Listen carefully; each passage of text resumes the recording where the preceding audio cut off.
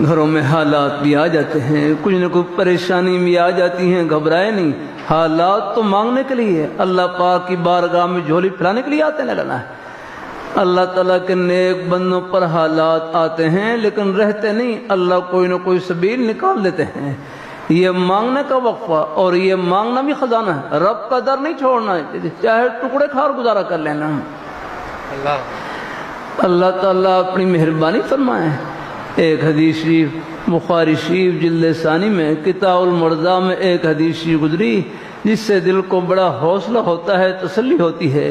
حدیث شریف میں آتا ہے من یرید اللہ بہ خیرا یصب منہ، من یرید اللہ بہ خیرا یصب منہ، کہ جس شخص کے ساتھ اللہ بھلائی کا ارادہ کرتے ہیں اللہ تعالیٰ ان کو تھوڑی بہت آزمائش میں، تکلیف میں مبتلا کر دیتے ہیں، اور پھر اللہ اس پر صبر کی توفیق اور صبر کی برکت سے آخرت کے بلند ترین مقام پر پہنچا دیتے ہیں۔ الحمدللہ اللہ تعالیٰ اپنی مہربانی فرمائے، اللہ اپنی بارگاہ میں قبول فرمائے۔